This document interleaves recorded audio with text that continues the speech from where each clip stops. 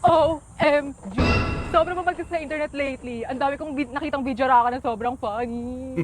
Ayun, komedya. Yang sana ang Big Boss Uy, nandito pala kayo. Ayun, tusing! Yung star na cosplay mo ngayon ah. Dali mo, G. Ganito kami ng mga day ones ko sa street. Ikaw, iba yung forma mo ngayon Yes, Sophie Prime to, no? Sabi ko sa sarili ko, why not try something new for me?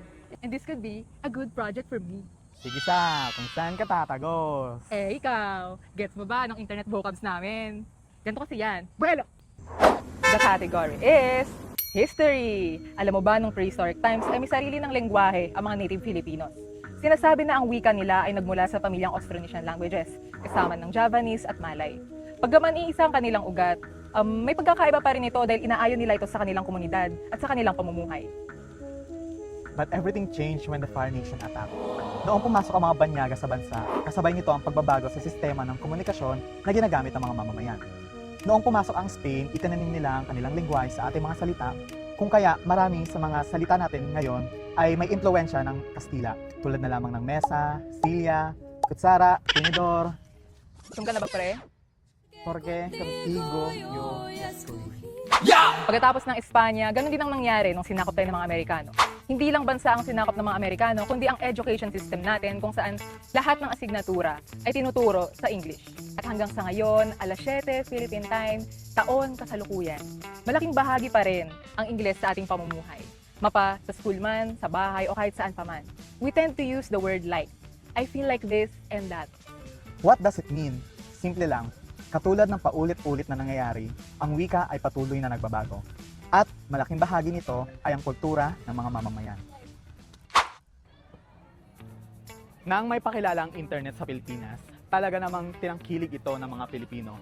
Tinagurian nga tayong social media capital of the world. Wow! Naging daan ito upang mas maging exposed tayo sa iba't ibang kultura, hindi lang sa loob, kundi pati sa labas ng bansa. At kasabay nito, ang pagsibol at paglaganap ng iba't ibang forma ng komunikasyon na para bang legends lang ang nakakaalam. Isa sa mga bastion of slang ay si Sesable. Ilan sa mga iconic lines niya ay ang salitang sobrang Latina, which means sobrang ganda or sobrang hot ng isang tao. Meron din namang monyeka na ibig sabihin ay manika or over sa perfection. At higit sa lahat, ang pinakasikat ngayon ay ang paggamit ng is sa gitna ng mga salita. Tulad ng Bulgoisgi, Leiste. Check na check ka dyan. Bukod sa kanya, isa rin sa mga pinakamaiingay sa social media si Queen B. Siya yung nagpasikat ng mga phrase na doon ka sa far away, which basically nagpapataboy ka ng someone.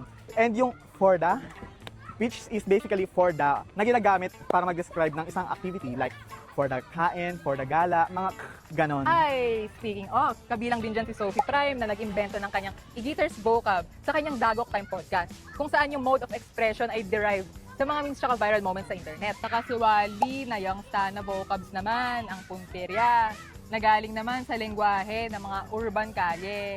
Over naman sa example, pero totoo, ilan sila sa mga personalidad na humuhulma ng ating modern slang. Hindi sila ang nauna at lalong hindi sila ang mahuhuli. Tama ba, Kuromi? Kuromi, tulungan mo kami! Alam nyo ba? Kung paano nabubuo ang mga slanguage? Sabi ng aming RL, ganito daw nag-evolve yung mga slang ng mga Gen Z. Una is coinage. Tulad ng charot. Next ay borrowing. Tulad ng lato-lato sa mga sisterette natin sa Indonesia. Then meron ding compounding. Tulad ng bebe time. Sana all. We also have blending, which is like, uy, ang pogi. SML, which is an example of acronym. Like, share mo lang. Share ko lang. Meron ding affixationism. Affixationism. At higit sa lahat, pwede mong i-mix and match, put spice and everything nice like... Kita-kit, my love. Wala kang ganun, te.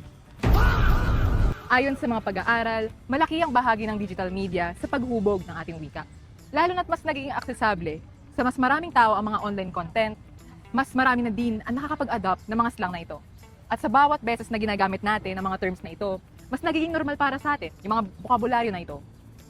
At ang mga salitang ito ay hindi lamang basta isang makabagong paraan ng pakikipag-usap o di kaya isang trend sa internet.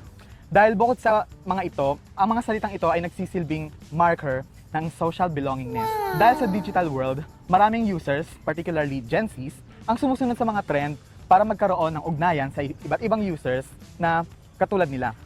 Kaya, Kapag may bagong vocabs na umusbong sa internet, whether maging bahagi ito ng brain rot mo or isa sa mga humors na hindi mo inadapt, isipin mo na ikaw ay bahagi ng kasaysayan dahil nagiging witness ka or bahagi ka rin ito mismo sa pagpapatuloy ng ilang siglong ebolusyon ng wika at pakikipag-ugnayan. O ano? Gets ba?